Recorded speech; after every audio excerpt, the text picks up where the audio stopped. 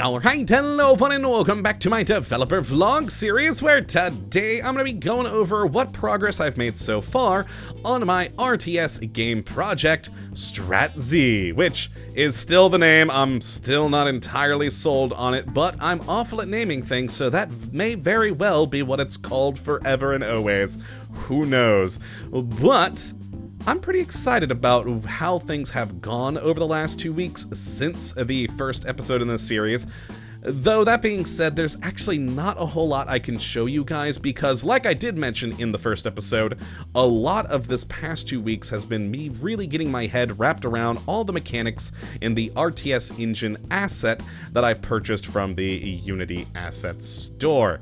It is a wonderful little kit, and I am so happy that I did purchase it because, well, frankly, if I had to make all the mechanics in this thing to get our game working, oh boy, we probably wouldn't get anywhere towards a finished game for a couple of years with my particular level of coding. There is so much in this, and I'm so happy that I did buy it.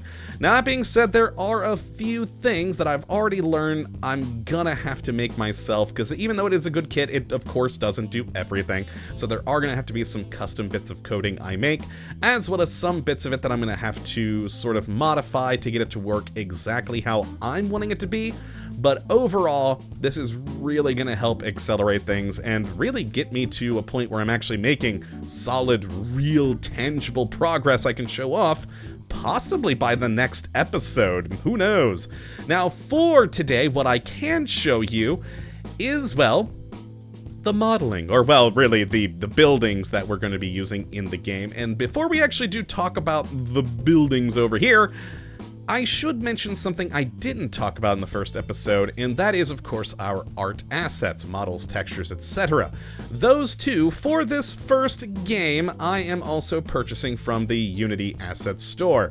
And in particular, I'm using down here the Simple Apocalypse Kit, Simple Apocalypse Interiors, and Simple Zombies. I do want it to be a kind of, not quite realistic game, a bit cartoony, just a sort of fun zombie survival experience. I'm not wanting it to be too serious, and these asset packs are perfect for that, and I really love them. Now, I have had a few members of the community who are absolutely amazing message me saying, hey, I make models. If you'd like me to make you something, I could, and thank you guys for that so much, but considering how many assets I'm going to need in the hundreds, I decided to go the route of just using these purchased ones for this first game. Once we finish this and move on to other projects, I do plan on doing custom proper made art, so I may get in contact with those users again and, you know, avail myself of your services. That would be quite nice. But for now, we're just going to be going with this for my first attempt at fully finishing a game. Now, with that in mind, the buildings I have been creating using these assets, I'm pretty happy with so far. Let's go into my buildings, and we'll start with the zombies, because at the moment, they only have one building, and they probably will only ever have one building. I'm really wanting the zombie faction to be a horde faction constantly on the move, not one, you know, sitting there building a base. So the only structure I've made for them is the zombie pile, and the whole idea is that the zombies will collect flesh throughout the map, and then they can come together to build a body pile. And this body pile you can then use to create more zombies, and perhaps even running a few upgrades on them to make them stronger, faster perhaps, and maybe some other things. But yeah, this at the moment is probably going to be the only building this faction has, just because, again, I am really wanting them to be a mobile faction, constantly moving and attacking.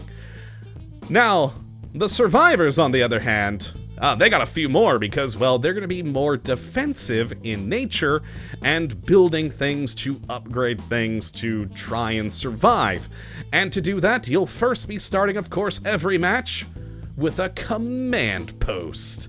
And I love this little thing. Use some various assets from the Simple Apocalypse kit and Simple Interiors to make this little base with a nice little lookout here. And the idea, of course, for this is it is the command post, and it's where you'll make your scavenger survivors who will go out and collect supplies, and I may even do some upgrades in here as well. I'm not 100% sure on that yet, but definitely the creation of these scavengers. And just to give you an idea of them, they'll be a melee unit with like a crowbar or something to actually open stuff and scavenge, but also protect themselves with a said crowbar from zombies.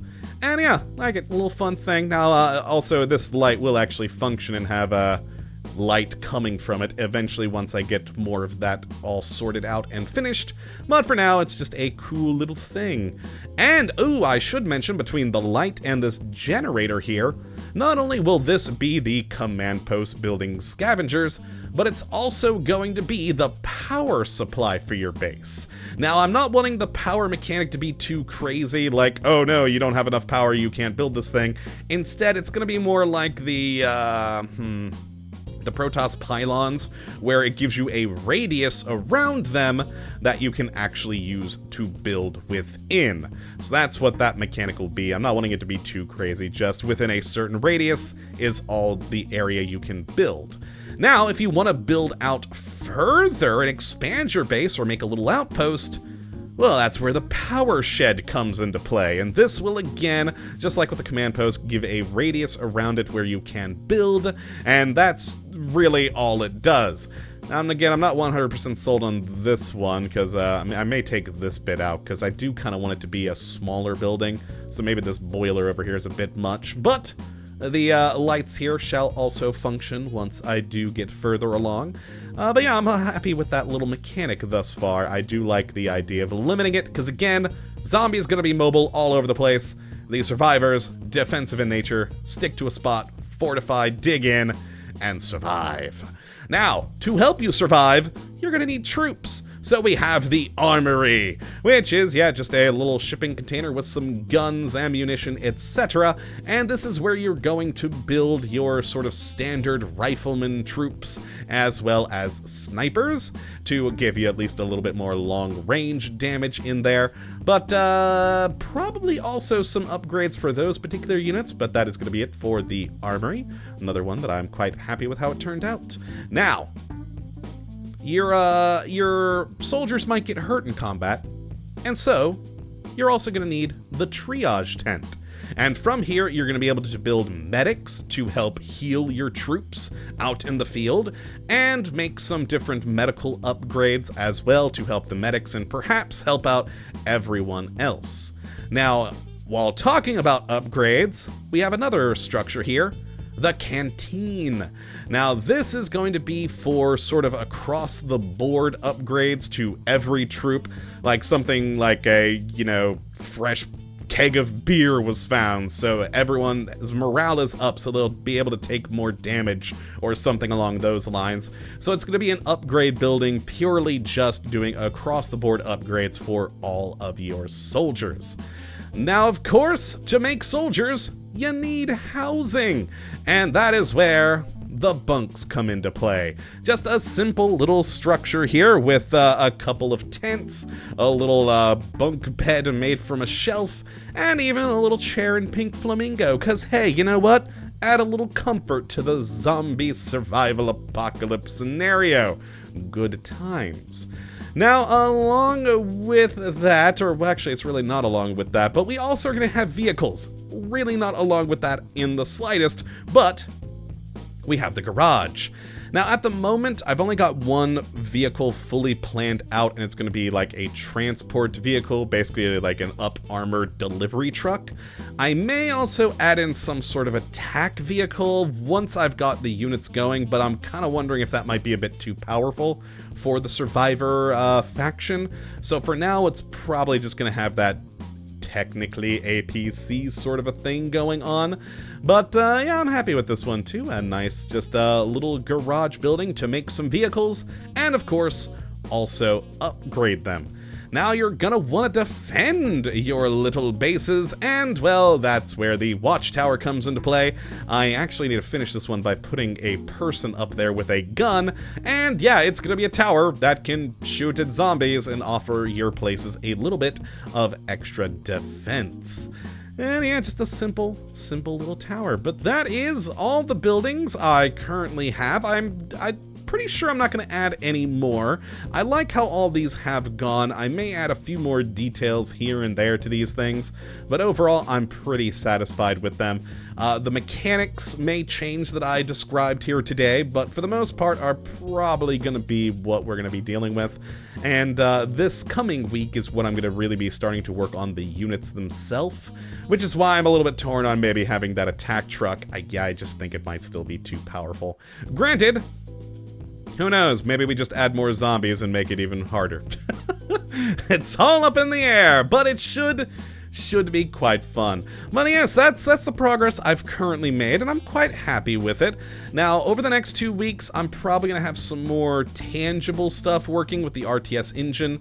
I'm going to be starting to actually add these buildings into it so that I can actually use them in a map, and I am currently starting to work on a map of sorts. If we zoom out here, I've got the layout for it, so the extents of it. I just got to start filling it in with details so that we at least have a test map available to get things going.